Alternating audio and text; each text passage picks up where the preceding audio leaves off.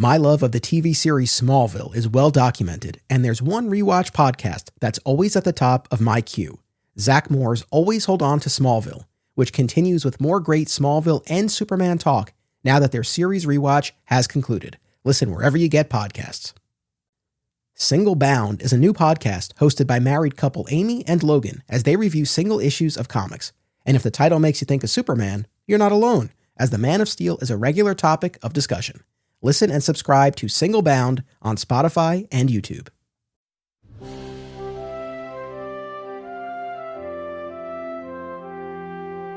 In the 1950s, George Reeves embodied the Man of Steel in Superman's first television adaptation, from its gritty black and white beginnings to the kid-friendly color years. To this day, an entire generation reveres George as their Superman, while for others, the show remains an overlooked, underrated chapter in the character's history. On this podcast, we bring everyone together as we break down each episode of Adventures of Superman, examining it within the context of the series itself, as well as the larger Superman mythology.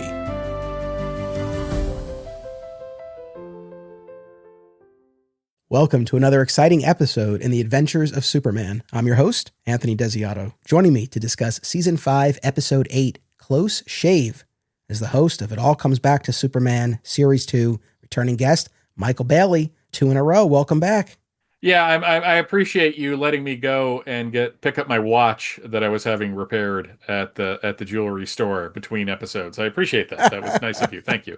I'm glad you didn't run into any trouble. No, I did not get mugged on the way into the oddest looking jewelry place I have ever seen in my entire life.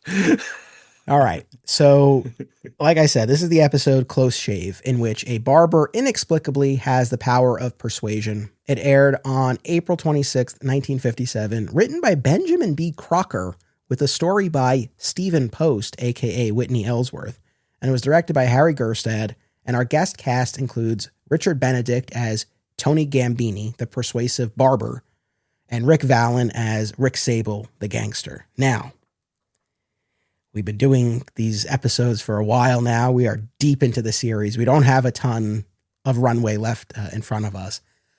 And I know at times over the years, I'm sure I've been more critical of episodes than certain audience members might like, but I'm always just trying to be honest with my impressions and always try to find the good and look on the positive side where we can. Find those moments, especially in these color episodes that most agree aren't generally as strong as the black and white ones. Try to find those moments in those episodes that really hold up.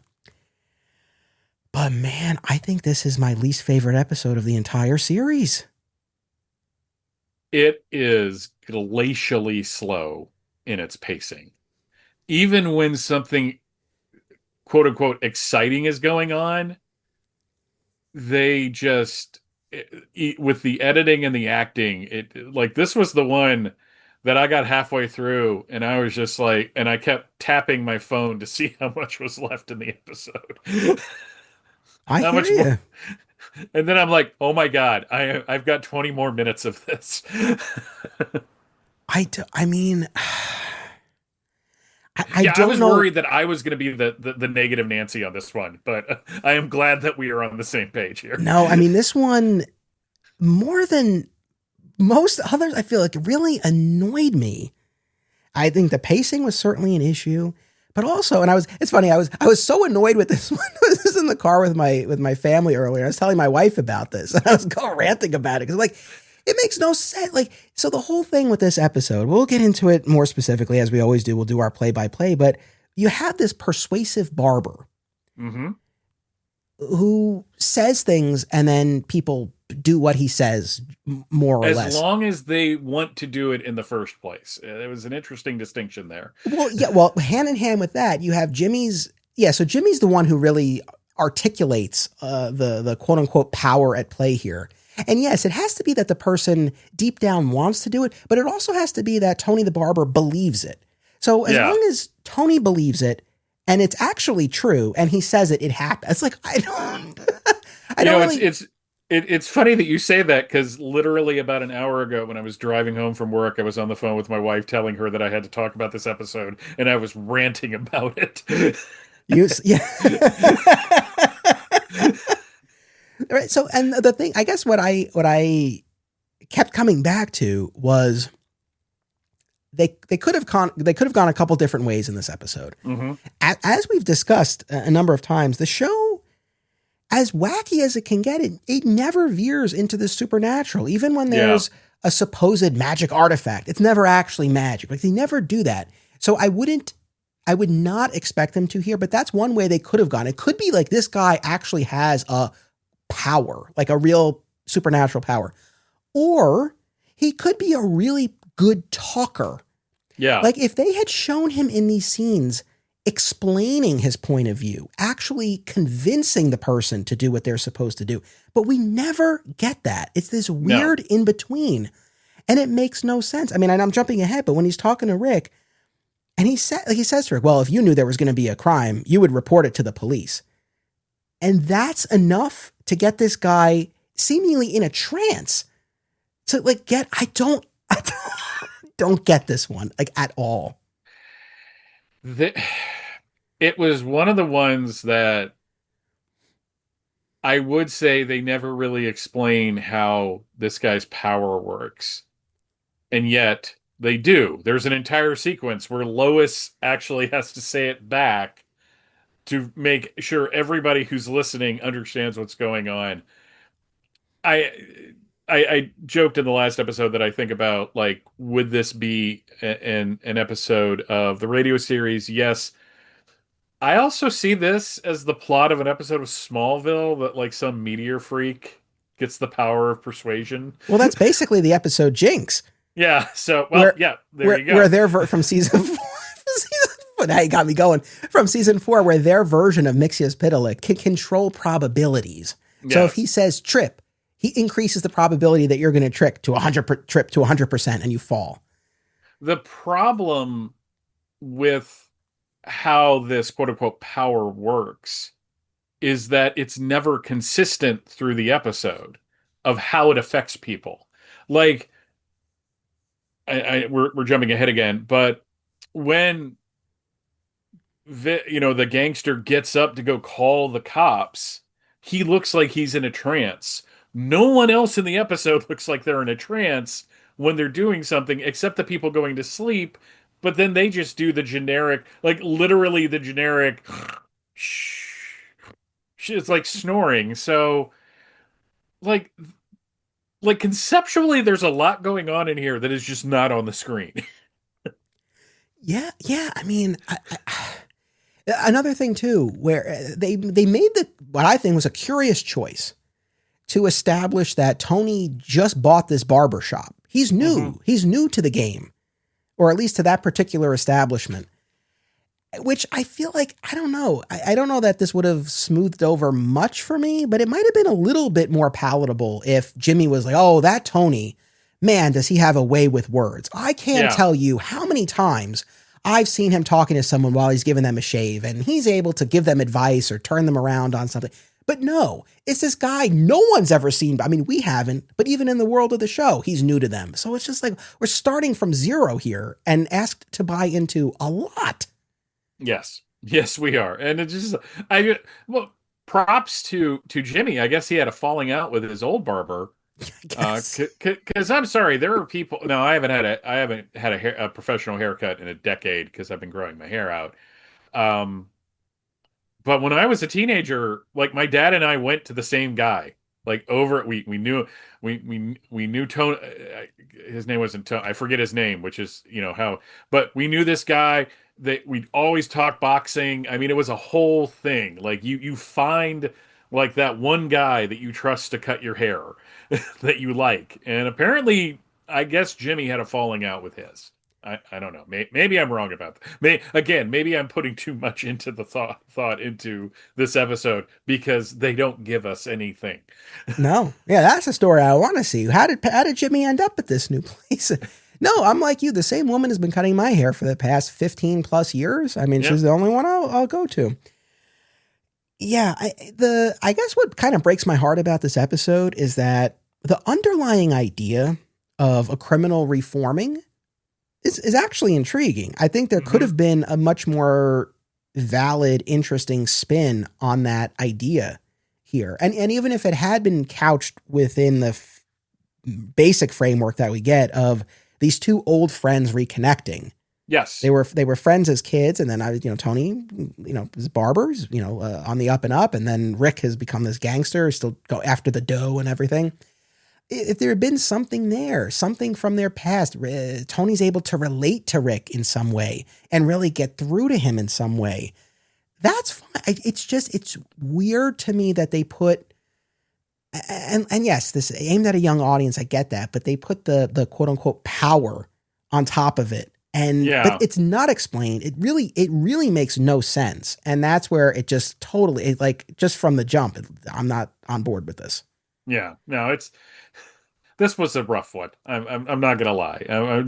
This is one of those things where this is actually the middle of this episode was when I had that thought that I explained last time of I wonder if Anthony regrets anything at this point. I mean, this is maybe when I've come the closest. This one, yeah, because it's funny. We're coming up in a few episodes on Mister Zero, which I think in the larger fandom often regarded as the weakest or one of the Mhm. weakest episodes of the series. And not to spoil that episode to come, but I got more out of that one. That one will get a higher rating than this one will here. Like there was something about this one that just like really irked me.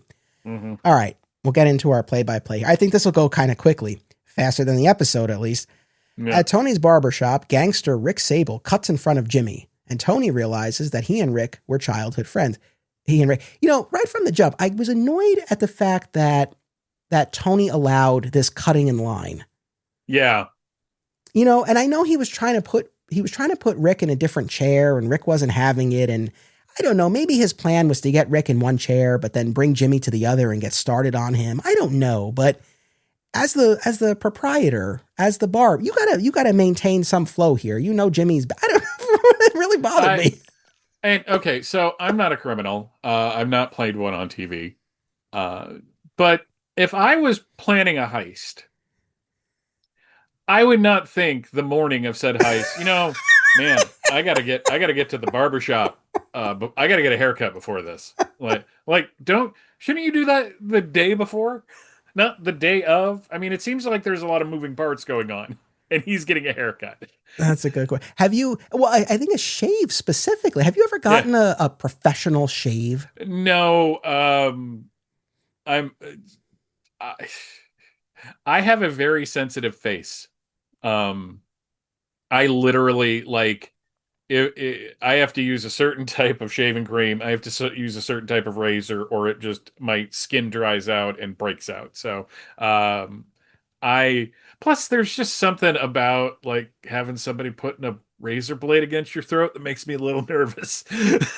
Fair enough. I've not had one either. It's funny. A while back, my family and I we went on a Disney cruise, and on this particular ship, they have what's called Hook's Barbery, and it's half barbershop, half bourbon bar. So kind of, it's a cool thing. And my wife made me an appointment. She asked if I wanted to do this, and I was like, yeah, all right. And she made me an appointment for a shave, and then as it was getting closer, she's like, so you still want to do it? And I was like, well, how much is this, by the way? And I forget what it was, but it was over $50. And I feel like maybe even a decent. And I was like, I can shave myself. Like that's not worth it to me. So that's the closest that I came to getting one. But I did. I don't know. Part of me kind of likes the idea of just sitting back because I don't like to shave. So part of me kind of Mhm. likes the idea of like, all right, we'll have that taken care of. But at the same time, there's also a sense of like, well, I could just pretty quickly do this myself. So Yeah, the closest I ever came is when I was working in this one particular like shopping center. This new hair cuttery place opened up that had a sports themed, but it was basically like a full service haircut and all that for men. So you actually sit there with like hot towels on your face and all that, and they put you in like a little chair that has a massager on it, and A friend of mine said, "Oh, men are finally getting into the spa thing," and I'm like, I guess. So that's the closest I've ever gotten to something like this, and I hated it. Gotcha. Gotcha. So, like I said, Tony realizes that he and Rick were these childhood friends. They start catching up. Rick reveals that he don't work for nobody, and he throws out the number $50,000. Tony says why Rick would have to rob the National Bank or the Acme Jewelry Company to get that amount of money. And Rick becomes squirrely, arousing Jim's suspicions. Later, Tony tells his old friend that he, Rick, would tell the police if he knew about a robbery. And Rick gets up, as if in a trance, and proceeds to call the police. Tony stops him, thinking it's a joke. The Emmy that this guy did not win for his trance phone call was it was painful to watch. I'm not gonna lie. And I don't want to be a broken record, but I think that playing it that way, as if he's in a trance, really does make it seem like this is an actual power, not just that he's persuasive. Or maybe they don't give us this, but maybe we're meant to assume it's sort of in the realm of a hypnotic trance, like and there too. I mean, if he had been a hypnotist or something, I don't know, anything, but we're not given that. Jimmy recounts all of this to Clark. When Jimmy mentions that Lois is at the Acme Jewelry Company at that very moment that a robbery was supposed to take place, Clark springs into action as Superman and intercepts Sable's men, who briefly take Lois as a hostage. Superman uses his X-ray vision to make the gun too hot to handle. I like that. Mm-hmm. And Lois renders both full-grown men unconscious with a single swing of her purse. Man, do they go down. One take Adventures of Superman. They were not planning this stunt out. It was basically fall down. And it's like, I think most of the budget of this episode went into making that gun smoke. As a matter of fact. And I heard his X-ray vision, and I'm reminded of the number of conversations I've had on podcasts over the years of the history of the X-ray vision and how it started. The heat vision started as a version of his X-ray vision, and we've got the perfect example of that right here. Yeah, you get it right here. And you were alluding to this earlier, but yeah, what was your impression of the visual representation of this jewelry store? It was an office building. Like, when I think of a jewelry store, especially in a big city like Metropolis, it's going to have a handsome, like, storefront. There's going to be glass so you can look in and see that jewelry is there. This seems like the place where the jeweler stores his more expensive items and brings like client, like, high-paying clients to go see it. It looks like a bank, not a jewelry store. Agreed. Realizing there had been truth to what he observed at the barber shop earlier, Jimmy returns to Tony and hides when Rick comes through, with no memory of calling the police earlier. Later, after Rick leaves, Jimmy posits that whatever Tony believes becomes true.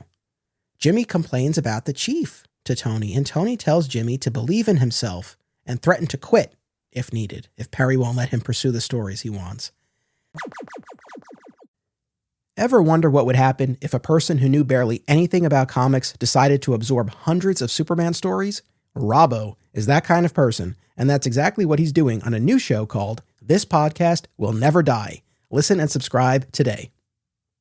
Fat Moose Comics, established in 1982, is New Jersey's best and oldest comic book store. Moose has that rare old-school comic shop feel and camaraderie, yet also remains a welcoming space for new fans.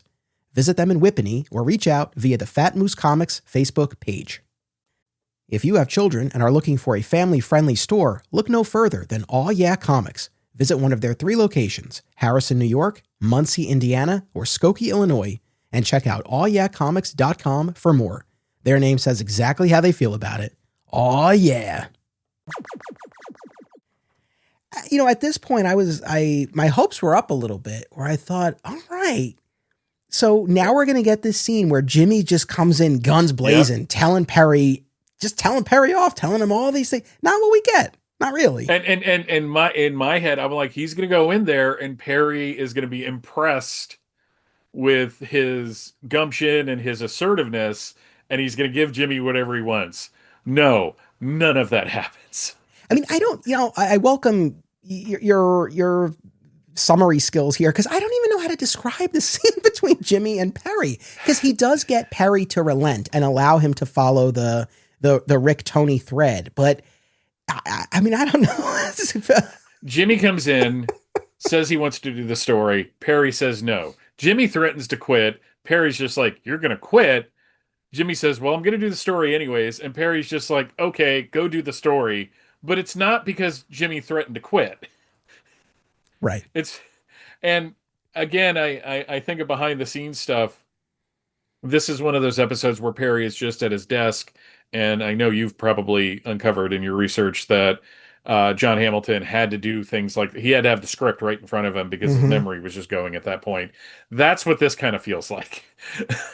Yeah, I agree. I mean, this I feel like this scene was such a whiff. This could have been a highlight of oh man, Jimmy just went in and told him off, and yeah, like to your point, maybe Perry is for whatever reason he's impressed by by this spunk that Jimmy has, but no, it's just a kind of belabored back and forth. Or Jimmy does quit and goes and does the story on his own, and Lois follows him to keep him out of trouble. Yeah, that would none of that. Nope, none of that. Instead, Lois stows away in the car, popping up just merry as can be, as always. That's kind of the default set I'm getting. I'm so annoyed with this Lois. It's like she isn't there doing what she's doing. It's like she snuck out, like her older brother is going off with his friend to the movies and she stowed away in the back of the car. That's what this feels like. Yeah, and I don't know. I think this is just exacerbated for me watching all of them in succession, and it's you're really clocking it a lot.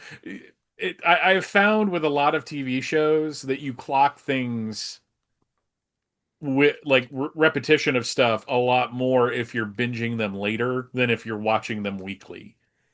Yeah, and it's one of those things. If they had just established like she's a thrill seeker.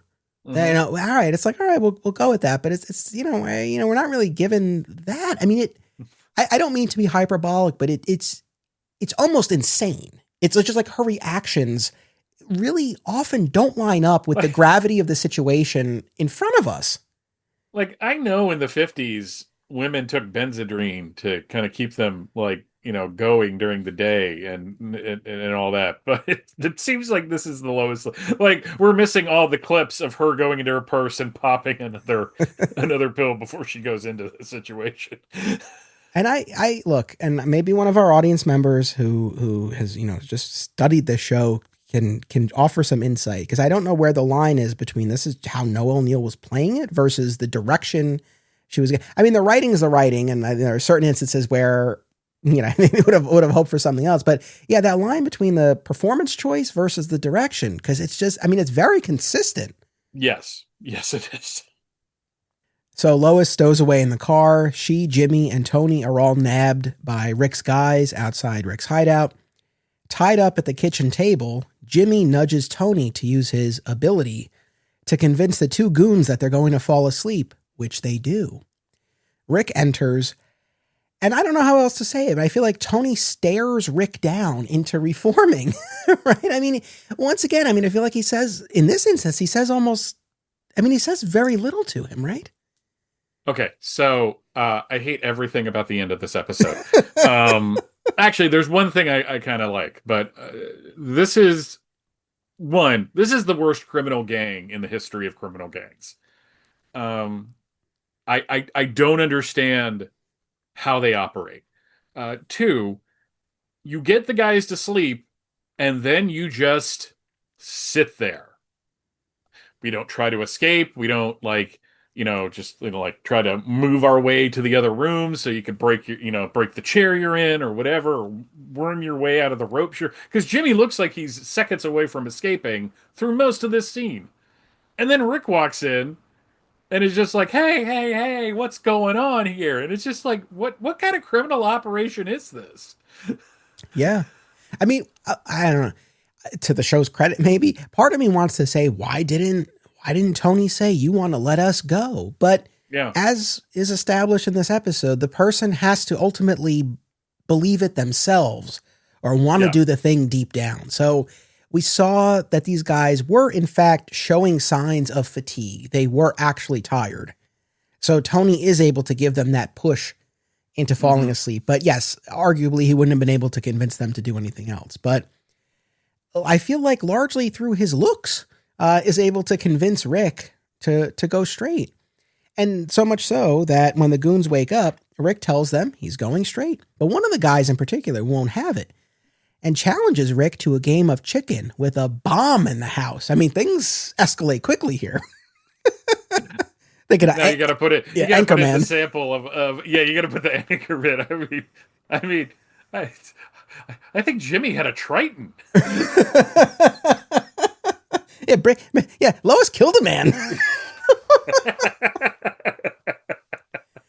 Yeah, so it escalates really quickly to this game of chicken where both Rick and this other guy, whoever's able to hang around longest wins. Because Whoever waits out the bomb. Yeah, because it's unknown exactly when it will go off. There's a window of time, but they're not exactly sure. Okay. Yeah, this was the point where my wife's like, how does the bomb work? I'm like, no one knows. It could go off 30 seconds. It could go off 30 minutes. Not even Rick seems to know. That is the worst backup. It's just like, okay, this is my everything's gone bad, so I'm going to blow the house up. I'm going to hit this button. I don't know exactly when it's going to go off, but it's going to go off. I mean, I have to imagine, I don't know that he has any scientific prowess. I have to imagine he hired someone to rig this bomb for him. Maybe it cost more to be able to set a precise timer. Maybe whoever set this up for him was like, look, for an extra 100, I can make it so that you can specify exactly how much time it'll take. And he was like, nah, it's not worth it. I'm probably never even going to need this. That Acme jewelry robbery is going to go off without a hitch. No problem. Yeah. So I'm going to keep my money. Just whenever it goes off is fine. It won't matter anyway. I don't know. But anyway, Rick pretends to leave and then returns.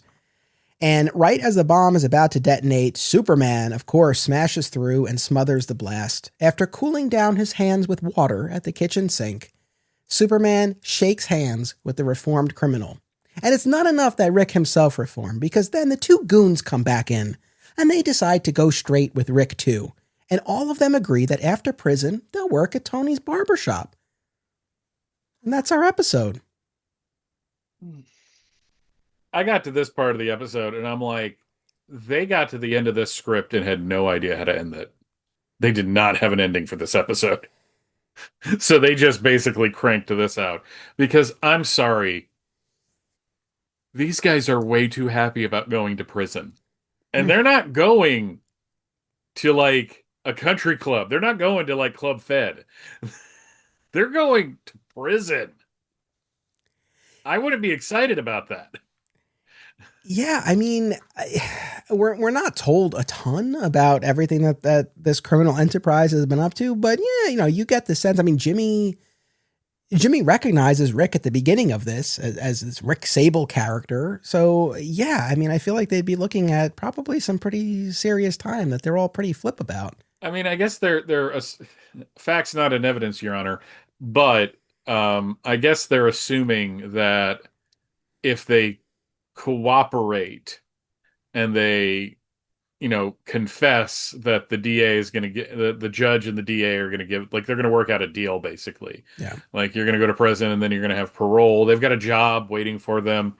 God, I hope that barbershop's successful, because Rick's going to become king of the crew cuts, and you got the one guy doing the shoe shining. Which I saw none of a setup for in Tony's barbershop, but of course it was just a room. So I don't know what else to say about this one. I was thinking about this because we always acknowledge the fact that this show, but specifically the color episodes, were aimed at a younger audience. Yes, we know that this was a period of time in comics, and this extended to other media, including the show, where things were very sanitized and we really toned down the violence. There's really nothing sexually suggestive in any of these episodes. We get all of that. And at the same time, I'm saying to myself, And I know we have people listening to this who watched this as a kid. Maybe you love this episode. I would be very curious to hear if that's the case. But I just say to myself, because I watch a lot of kids programming with my 6-year-old son. There's some great stuff. And I say to myself, would this what is this even interesting to a kid?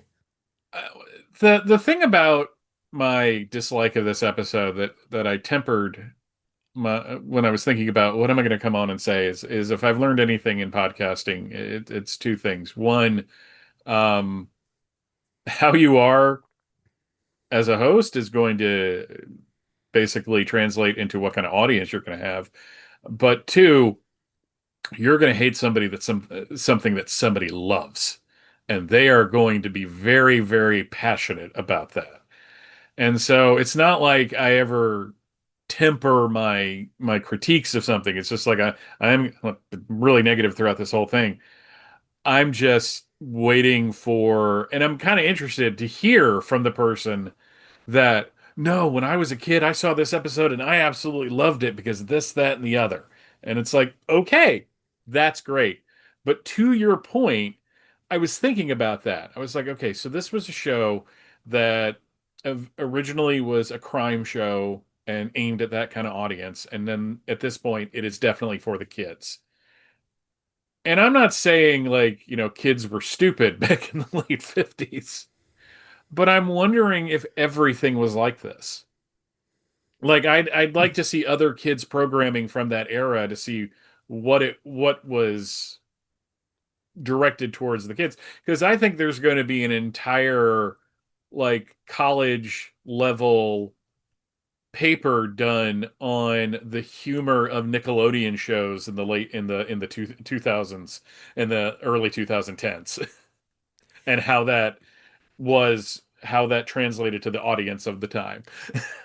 Yeah. And no, and I echo that. And I really didn't care for this episode, but I am in no way trying to sour anyone else on it. And for anyone who actually has affection for this, particularly, I would imagine if you grew up watching the show and this one just hit at the right moment and it's a favorite of yours, I never would want to take away from that. And like we're saying, I mean, I think Michael and I would be genuinely curious to know, nostalgia aside, like what is it about this that works? Because this is of all the episodes, I mean, there's a lot of stuff we bumped up against, but I feel like in a lot of ways, it's the one I've struggled with the most because there's, you know what it is? In this one, there's really like nothing I can grab onto.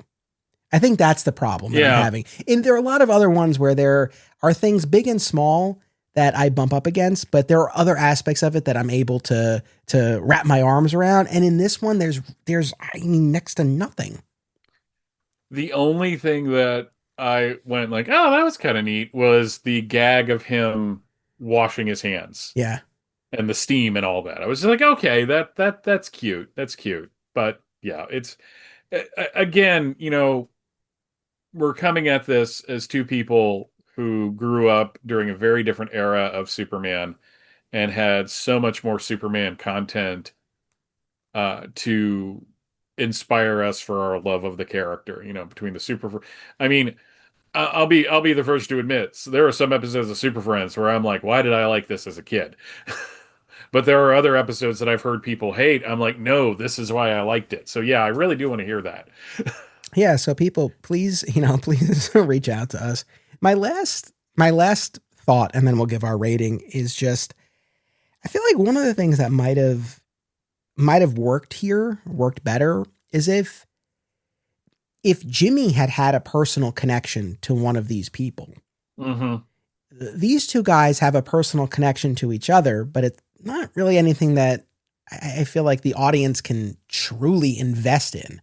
I feel like if it had been, and this is not the first time I've said this, because there have been other times like this too, where, I don't know, if Jimmy had an old friend who had gone down the wrong path, and he's like, oh, I got to bring him to talk to my barber or somebody in his life who's just got a way with words. He could set him straight. I don't know, something like that, where there's more of a personal investment. Maybe that would have helped a little bit, but all right. I feel like if I keep going, I'm just going to keep complaining. So on a scale of 1 to 5, Great Caesar's ghosts, how many are we going with here? And 0 is allowed. It's not been thrown out yet, but it is allowed. I'm gonna give it a 1 because of all the episodes, and I've seen probably about half the entire series over the decades. This is the one that I just actively did not like. Yeah.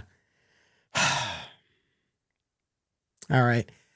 I respect everyone who was involved in the making of the show. I appreciate the effort of the show. So I don't want to be a jerk, but unless I'm totally blanking, I've not given a 0 so far.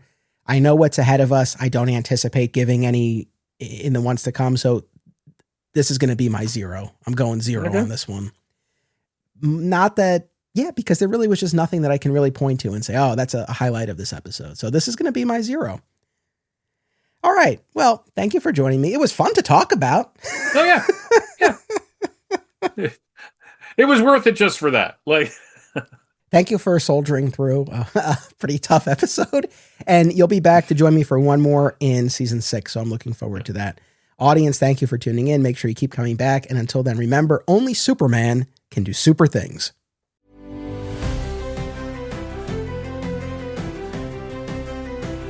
This podcast is an affiliate of BCW Supplies. The next time you need to restock on comic book bags, boards, boxes, and more, be sure to use promo code FSP to save 10% on your order. That's FSP for Flat Squirrel Productions. It helps support the show too. Thank you. Another way to support the show and receive exclusive content, including the spin-off podcast Beyond Metropolis, is by becoming a member at patreon.com/Anthony Desiato. My sincere thanks to all patrons. Please subscribe, rate, and review today via your podcast platform of choice and continue the conversation by joining us on social media.